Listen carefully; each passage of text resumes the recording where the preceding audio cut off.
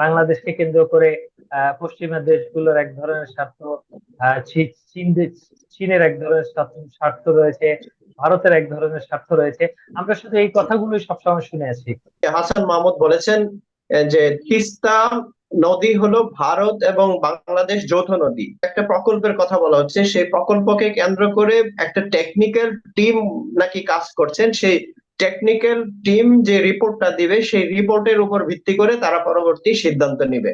পণ্য রপ্তানির ক্ষেত্রে কিন্তু এখনো বাংলাদেশের পণ্য সবচাইতে বেশি রপ্তানি হচ্ছে যুক্তরাষ্ট্রে। এটা হচ্ছে বাংলাদেশের পরিকল্পনা মন্ত্রণালয়ের তথ্য। দ্বিতীয়ত হচ্ছে জার্মানি, তৃতীয়ত যুক্তরাজ্য, চতুর্থত হলো স্পেন। এই তালিকায় চীন রয়েছে, চীন নেই। প্রধানমন্ত্রী শেখ হাসিনা তিনি আহ, চীন সফরে যাচ্ছেন এবং সেখানে চীনের সাথে বেজিং এ যে 50 বছর পূর্তি হবে আগামী বছর, সেই দুই সেই দুই দেশের সেই সম্পর্কের সুবর্ণ জয়ন্তী উদযাপনের লক্ষ্যেই কিন্তু প্রধানমন্ত্রী এখানে এই চীন সফর। এবং সেখানে বিভিন্ন ধরনের ভারতের সাথে যেমন বিভিন্ন চুক্তি হয়েছে সেরকম হবে। এবং তার মধ্যে তারা যেমন আরেকটা বলেছে, আপনি জানেন না যে আমাদের এখন রিজার্ভ সংকট আছে, আমাদের বিভিন্ন ধরনের টাকার অর্থনৈতিক সংকটের মধ্যে দিয়ে যাচ্ছে। এবং, বেইজিং বলেছে যে তারা 500 কোটি ডলার তারা ঋণও দিবে এবং রিজার্ভের জন্য দিবে। সবকিছু মিলে এবার কিন্তু অনেকগুলো চুক্তি হবে। সব বিষয়ে আপনারা কি মনে করছেন যে এটা আসলে কোন দিকে যাচ্ছে? এবং এর আগে আগে ভারত সফর করে আসলেন প্রধানমন্ত্রী, এবং আপনারা জানেন যে এই দুই দেশের চাপে বাংলাদেশ আছে, আমাদের প্রধানমন্ত্রী আছেন। তো সব বিবেচনায় আমি আমাদের কাছে যাচ্ছি, আপনি কি মনে করছেন যে আসলে এই সফরটার কোন কোন দিকগুলো ভালো, আবার কোন দিকগুলোতে সচেতন একজন সাংবাদিক হিসেবে আপনি কি মনে করেন কোন দিকে সরকারের আসলে সচেতন থাকা উচিত? আমান। জি, ধন্যবাদ আপা। আমি মনে করি যে এই এই সময়ে বিশেষ করে দক্ষিণ এশিয়ার আহ, রাজনৈতিক প্রেক্ষাপটে কিছুদিন আগে আমাদের প্রতিবেশী দেশ ভারতের লোকসভা নির্বাচন অনুষ্ঠিত হলো এবং সেখানে নরেন্দ্র মোদীর নেতৃত্বাধীন বিজেপি এবং তার সরকার জোট গঠন করে, তারা সরকার গঠন করেছে। সেই সময়ে বাংলাদেশের মাননীয় প্রধানমন্ত্রীর ভারত সফরটা যতটা গুরুত্বপূর্ণ ছিল, এই মুহূর্তে বাংলাদেশের প্রধানমন্ত্রীর চীন সফরটা অত্যন্ত গুরুত্বপূর্ণ। কিন্তু এই পর্যন্ত বিভিন্ন সংবাদ মাধ্যমে কূটনৈতিক মহল থেকে নানা সূত্রে যে তথ্য এসেছে, তার মধ্যে যেটুকু জানা যাচ্ছে যে বড় কোনো চুক্তি হওয়ার সম্ভাবনা খুবই কম। 20টির মতো সমঝোতা বা সমজাতীয় দলিল স্বাক্ষরের একটি কথা বলা হয়েছে কূটনৈতিক মহল থেকে। তো সমঝোতার বিষয়গুলোর মধ্য থেকে কিছু আসে যে চীনের চীনের একটি কৃষি বিশ্ববিদ্যালয়ের সঙ্গে বাংলাদেশের কৃষি বিশ্ববিদ্যালয়, এগুলো দুই দেশের সম্পর্কের মধ্যে থাকতেই পারে।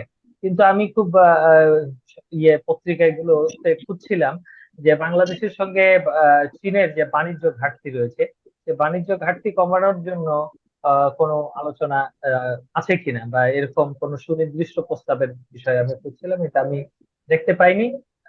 একই সঙ্গে যেটা হচ্ছে যে চীন থেকে কিন্তু বাংলাদেশ পণ্য আমদানি করে, পণ্য রপ্তানি করে খুবই কম। যদিও চীনের পক্ষ থেকে বাংলাদেশকে প্রায় 5,000-এর অধিক পণ্যের উপরে শুল্কমুক্ত সুবিধা দেওয়া হয়েছে, কিন্তু সেই 5,000 পণ্যের ঠিক কতগুলো চীনের মানুষ বাংলাদেশের কাছ থেকে ক্রয় করে এটা জানা নেই।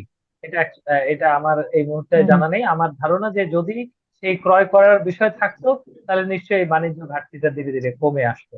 একই সঙ্গে আপা যে রাইট। অনুদানের কথা বা ঋণের কথা বলা হচ্ছে, যে 500 কোটি মার্কিন ডলারের সমপরিমাণের যে ঋণের কথা বলা হচ্ছে, আমার ধারণা বা আমার পর্যবেক্ষণ হচ্ছে যে এইটা আমাদের যে তিস্তা প্রকল্প নিয়ে দীর্ঘদিন আলোচনা চলছে, এই তিস্তা প্রকল্পের জন্য বাংলাদেশ সরকারের পক্ষ থেকে বাজেট ঘাটতি মেটাতে 200 কোটি ডলারের মতো চাওয়া হয়েছিল চীনের কাছে, এবং সেই ব্যাপারে চীন সরকার এখনো সম্মতি দেয়নি। যদিও বাংলাদেশের কূটনৈতিক মহল থেকে বলা হচ্ছে যে এটা চীনের রাষ্ট্রপতি এবং বাংলাদেশের মাননীয় প্রধানমন্ত্রীর সঙ্গে যে দ্বিপাক্ষিক বৈঠক অনুষ্ঠিত হবে, সেখানে এটা মানে সম্মত হওয়া যেতেও পারে। হুম, এটা হুম। এখনই সুনির্দিষ্ট ভাবে এইটা মোটামুটি মাননীয় প্রধান মানে জানা যাচ্ছে। আমার কাছে যেটা মনে হচ্ছে যে চীন যেহেতু দক্ষিণ এশিয়ার একটি আমি বলবো যে উন্নয়নশীল বা একটা বৃহৎ উৎপাদনমুখী একটি দেশ চীন। সেই ক্ষেত্রে দক্ষিণ এশিয়ার গুরুত্বপূর্ণ ভূ রাজনৈতিক গুরুত্ব বহনকারী বাংলাদেশের সঙ্গে চীনের অবশ্যই সখ্যতা থাকতে পারে। সখ্যতা থাকাটাও স্বাভাবিক, এবং বাংলাদেশের বিভিন্ন উন্নয়ন প্রকল্পে চীন ধীরে ধীরে তাদের যে এই সম্পৃক্ততা বাড়াচ্ছে। কিন্তু এই সম্পৃক্ততার পাশাপাশি আমাদের বাংলাদেশের নীতি নির্ধারকদের কিছু বিষয়ে সতর্কতা অবলম্বন করা উচিত। যে চীন সরকারের দিক থেকে হোক, চীনের কোনো কোম্পানির দিক থেকে হোক, বাংলাদেশের যে স্বার্থের বিষয় আছে, যে চীনের অর্থায়নে একটি প্রকল্প হবে, সেই প্রকল্পে চীন ঋণ দেবে বাংলাদেশকে, কিন্তু সেই প্রকল্পের আসলে মানে সুফলটা কতটুকু বাংলাদেশ পাবে, এইটা আসলে মাথায় রেখে বিভিন্ন প্রকল্প, বিশেষ করে চীনের অর্থায়নের যে প্রকল্পগুলো আছে সেগুলো আপনার মানে সতর্কতার সঙ্গে সেগুলো দেখা উচিত। একই সঙ্গে দক্ষিণ এশিয়ার, আমি মনে করি যে বাংলাদেশের অত্যন্ত সম্ভাবনাময় একটি দেশ। দক্ষিণ এশিয়ার ভূ রাজনীতিতে বাংলাদেশের নেতৃত্বের পর্যায়ে ভূমিকা পালন করার বা নেতৃত্ব দেওয়ার সুযোগ রয়েছে। সেই সুযোগ ও সম্ভাবনাগুলোকে মাথায় রেখে চীন, ভারত, মার্কিন যুক্তরাষ্ট্র, ইউরোপ, আমেরিকা থেকে শুরু করে এবং যত দাতা সংস্থাগুলোর সঙ্গে বা যত পরাশক্তির রাষ্ট্রগুলো আছে, তাদের সঙ্গে বাংলাদেশের একটা মানে এই সমতার সম্পর্ক রক্ষা করে চলা উচিত। একই সঙ্গে নানা রকম স্বার্থ বিরোধী বিষয় আছে বাংলাদেশকে কেন্দ্র করে। পশ্চিমা দেশগুলোর এক ধরনের স্বার্থ, চীনের এক ধরনের স্বার্থ রয়েছে, ভারতের এক ধরনের স্বার্থ রয়েছে। আমরা শুধু এই কথাগুলোই সবসময় শুনে আসি, কিন্তু বাংলাদেশের সঙ্গে কোন দেশের কি স্বার্থ আছে, সেই স্বার্থের জায়গাটায় আমরা কতটুকু এগোতে পারছি, এই বিষয়গুলোকে মাথায় নিয়ে এই সফরটাকে পর্যবেক্ষণ করা উচিত। তো এখানে চীনের সঙ্গে সম্পর্ক বিস্তার বা বিকাশের ক্ষেত্রে আপনার অনেক সম্ভাবনাই রয়েছে, কিন্তু সেখানে বাংলাদেশ ঠিক কোন কৌশলে চীনের কাছ থেকে বাংলাদেশের স্বার্থগুলোকে মানে এই সংরক্ষণ করতে পারবে, আদায় করবে। এটা হচ্ছে দেখার সবচেয়ে বড় বিষয়। হ্যাঁ, আদায় করবে। হুম। অন্যথায় চীনের সঙ্গে সম্পর্কের একটা বড় ঝুঁকি আছে, যেটা আমরা আমাদের অনেক প্রতিবেশী দেশগুলোর মানে ক্ষেত্রে দেখেছি। বাংলাদেশেও এরকম দুই একটি প্রকল্প আছে, যে প্রকল্পগুলো চীনের অর্থায়নে হয়েছে। সেই প্রকল্পগুলো থেকে যে আয় আসছে, সে আয় দিয়ে প্রকল্পগুলো রক্ষণাবেক্ষণ করা যাচ্ছে না। যাচ্ছি মাহমুদ আপনার কাছে, সেটা হচ্ছে যে আপনি শুনতে পেলেন আমার প্রশ্ন, শুনতে পেরেছেন, এবং আমানের শঙ্কা এবং সম্ভাবনা কথা তিনি বলছিলেন। আহ, আপনার কি মনে হয়? আমান যেটা বলছিলেন যে বহু রাজনৈতিক ক্ষেত্রে চীন এবং ভারতের সাথে যে সম্পর্ক, সেই সম্পর্কের কথা সুন্দরভাবে বিশ্লেষণ করছিলেন। আর আরেকটা বিষয় প্রসঙ্গ টেনে নিয়ে আসে যে তিস্তা। আমি যদি তিস্তা নিয়ে বলতে চাই, যে আমাদের পররাষ্ট্রমন্ত্রী ডক্টর হাসান মাহমুদ বলেছেন যে তিস্তা নদী হলো ভারত এবং বাংলাদেশ যৌথ নদী।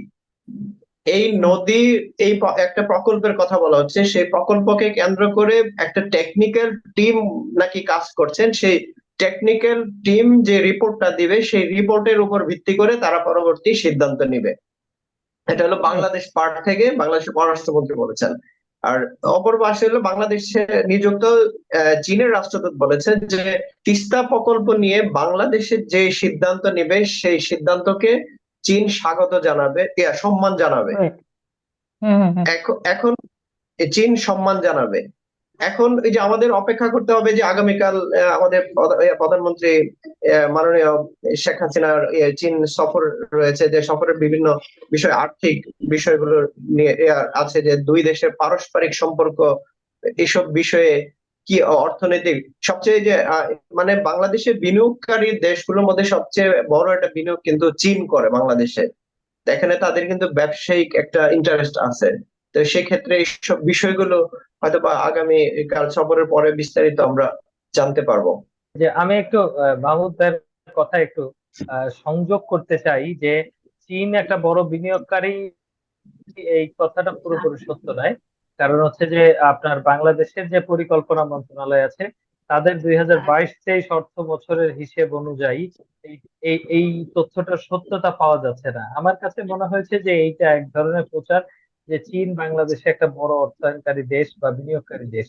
পণ্য রপ্তানির ক্ষেত্রে কিন্তু এখনো বাংলাদেশের পণ্য সবচাইতে বেশি রপ্তানি হচ্ছে যুক্তরাষ্ট্রে, এটা হচ্ছে বাংলাদেশের পরিকল্পনা মন্ত্রণালয়ের তথ্য। দ্বিতীয়ত হচ্ছে জার্মানি, তৃতীয়ত যুক্তরাজ্য, চতুর্থত হলো স্পেন। এই তালিকায় চীন রয়েছে, চীন নেই। চীনের সঙ্গে বাংলাদেশের যেটা হচ্ছে, পণ্য আমদানির শীর্ষে আছে চীন। বাংলাদেশ সর্বোচ্চ 20.36% পণ্য আমদানি করে চীনের কাছ থেকে, যেই তালিকায় ভারত। তো সেই ক্ষেত্রে বিনিয়োগের যে কথাটা বলা হচ্ছে, এটা পুরোপুরি সঠিক নয়। সেই হিসেবে দেখা যাবে যে বিশ্ব ব্যাংক, আইএমএফ থেকে শুরু করে আপনার পশ্চিমা দেশগুলোর বিনিয়োগ যেমন আছে, তেমনি জাইকার অর্থায়নে এবং জাপান সরকারের সহযোগিতার সংখ্যাটা কিন্তু বেশ বড়।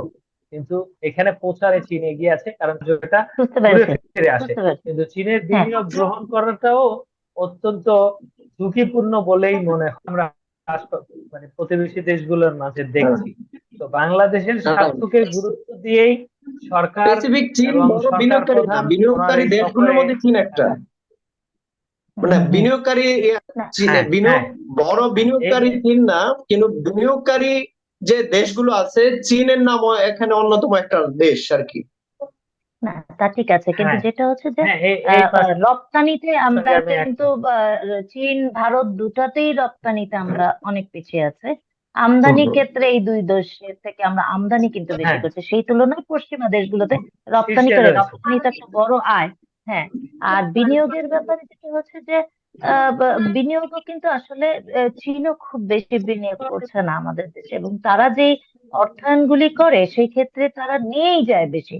অর্থাৎ তারা বিভিন্ন ধরনের প্রজেক্টে এত শর্ত দেয় যে তাদের প্রকৌশলী নিতে হবে, তাদের মালামাল কিনতে হবে, তাদের দেখা যায় যে তাদের এক্সপার্টদের এই যে সবে তারা যা দেয় তা বেশিরভাগই নিয়ে যায়। যাই হোক, আমি আমি মনে হয় আমাদের আলোচনার প্রায় শেষ প্রান্তে চলে এসেছে। যেটা আমি মনে করছি, আমানের একটা কথা যে প্রধানমন্ত্রী শেখ হাসিনা যাচ্ছেন এবং তার বড় একটা টিম সাথে যাচ্ছে, সবকিছু বিবেচনায়, এবং টেকনিক্যাল টিম আরো যাবে আলোচনা, শীর্ষ পর্যায়ে একটা সিদ্ধান্ত নেবে, এরপরে আলোচনা আরো হবে, এরপরে যা হয় সব সময়। এটা আমার কাছে মনে হয় যে আমাদের স্বার্থটা, চীন চীনের স্বার্থ দেখবে, ভারত ভারতের স্বার্থ দেখবে, কিন্তু আমাদেরকে, বাংলাদেশকে তার স্বার্থ দেখতে হবে। এবং আমাদের যারা কর্মকর্তা আছেন তারা নেগোসিয়েশনে, সবসময় আমি রিপোর্টিং করতে গিয়ে সবসময় বিশেষজ্ঞরা বলেছেন, শুনেছি যে আমাদের কর্মকর্তারা নেগোসিয়েশনে কেন যেন পারদর্শী না, এবং তাদের এই চীন বলেন, ভারত বলেন, বা অন্যান্য যে কোনো দেশ বলেন, তাদের সাথে নেগোসিয়েশনে পারছে না। তো আমার কথাটা শেষ করতে চাচ্ছি এটা বলি যে বাংলাদেশের স্বার্থটাই আসলে বাংলাদেশিরা দেখা উচিত।